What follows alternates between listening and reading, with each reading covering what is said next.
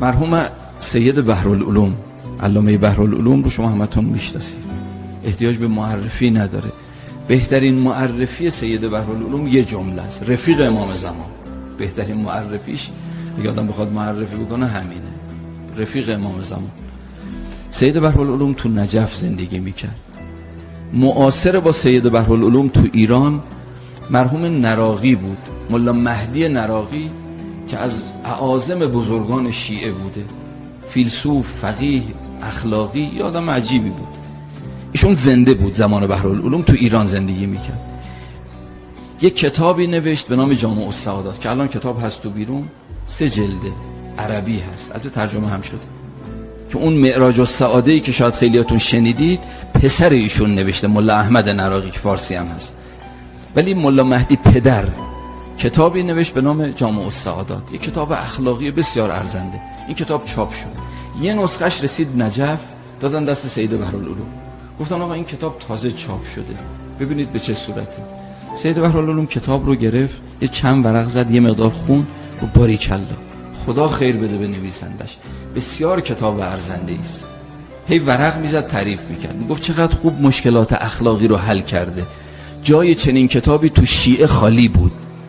هی دعا میکرد برای نویسندش نراقی، تا اینکه بعد یه چند دقیقه گذشت کتاب رو به هم گذاشت، دعا کرد و تمام شد.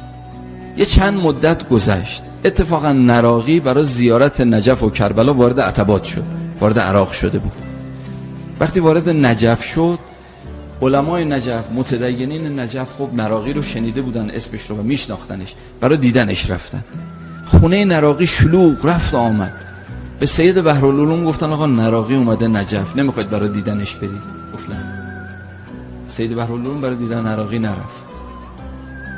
این دیدنها تمام شد، نراقی شروع کرد بازدید این کسانی که اومده بودن خونش، بازدید پس دادن. علمایی که میشناخت شروع کرد بازدید پس دادن. خونه همشون رفت، به اطرافیانش گفت امروز میریم خونه بحرالعلوم، میریم خونه سید بحرالعلوم. گفتن آقا سید بحرالعلوم مثلا خونه شما نیومد، مثلا به دیدن شما نیومد. گفت نیاد، بحرالعلوم آقاست، ما میریم به دیدنش. بلند شد رفت خونه سید بحرالعلوم. بحرالعلوم با یه عده طلبه ها داشت بحث میکرد، تو اتاق نشسته بود. نراقی وارد شد، یه سلامی کرد، رفت یه گوشه گرفت نشست.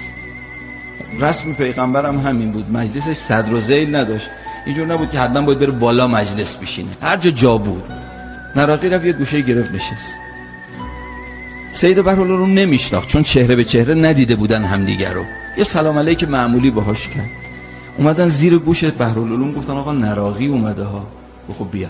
آقا نراقی این همه از کتابش تعریف میکردید؟ گفت خب باش. تحویل خیلی نگرفت، خیلی معمولی برخورد کرد. یه مدتی نراقی منزل بحرالعلوم بود، یه ساعتی نشست و بعد بلند شد خداحافظی کرد رفت. یه چند مدت گذشت، نجف، کربلا، این ور اون ور زیارتاشو نراقی رفت. بحرالعلوم باز به دیدنش نرفت، به دیدن نراقی نرفت. مرحوم نراقی به اطرافیانش گفتش که حیف تا تو نجف هستیم، یه بار دیگه نریم بحرالعلوم ببینیم، پاشیم بریم باز برای دیدن بحرالعلوم. بلند شدن رفتن خونه بحرالعلوم. این دفعه همدیگه رو چهره به چهره دیده بودن دیگه. وقتی نراقی وارد شد، بحرالعلوم از دفعه قبل کمتر تحویلش گرفت، خیلی سردتر باهاش برخورد کرد. یعنی فقط یه جواب سلام واجبش شد، اون سلام کرد، سلام علیکم و رحمت الله، همین. رفت یه گوشه گرفت نشست، طوری که اطرافیان حس کردن بوی اهانت میاد.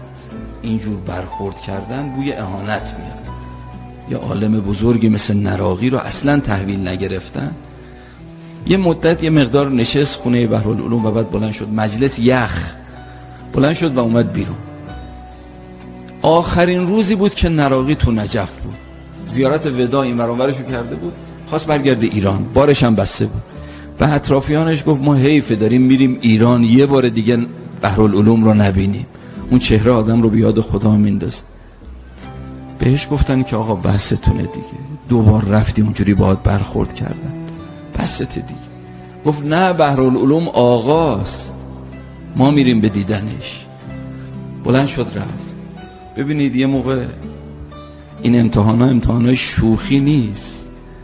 ما گاهی موقع کسی سلاممون رو شل جواب بدیم، دفعه بعد بخوایم تلافی کنیم، دفعه بعدش بخوایم تلافی کنیم. 2 مرتبه با نراقی، پیرمرد، عالم، اونجوری برخورد کرد، اما برای بار سوم میگه بحرالعلوم آقاست، ما میریم به دیدنش. بلند شد به سمت منزل بحرالعلوم رفتن. از اون طرف به سید بحرالعلوم خبر دادن که آقا نراقی داره میاد. به محض اینکه این رو شنید بدون عمامه پای برهنه رفت تا سر کوچه، ایستاد به استقبال تا نراقی بیاد. وقتی نراقی اومد بغلش کرد، بوسیدش، دستشو گرفت آورد تو اتاق بالای مجلس نشون. خود بحرالعلوم دو زانو نشست جلو نراقی، گفت آقا یعنی تو. من میخواستم امتحانت کنم، تو که اون کتاب اخلاق به اون قشنگی رو نوشتی خودت هم عمل کردی یا نه؟ میخواستم امتحانت کنم. تو که تو اون کتاب اخلاق نوشتی مؤمن باید نسبت به برادر مؤمنش عفو داشته باشه، میخواستم ببینم خودت هم عفو داری؟ تو که تو اون کتاب نوشتی مؤمن نباید سوء ظن داشته باشه نسبت به برادر مؤمنش، خودت هم اینجوری هستی؟ میخواستم یه تکونت بدم به تعبیری که من عرض کردم، ببینم گلولای داری اون زیر این حوزه، تو یه تکون بدم ببینم لجن داری یا نداری. هرچی تکونت دادم دیدم قشنگی اومد بالا، زلالی اومد بالا. آقا یعنی تو، یه مقدار صحبت کن ما استفاده کنیم. دو زانو بحرالعلوم نشست جلو نراقی. نراقی یه مقدار شروع کرد صحبت کردن یه ساعتی و بعد بلند شد رفت. با سید بحرالعلوم پای برهنه تا سر کوچه بدرقش کرد و خداحافظی کرد.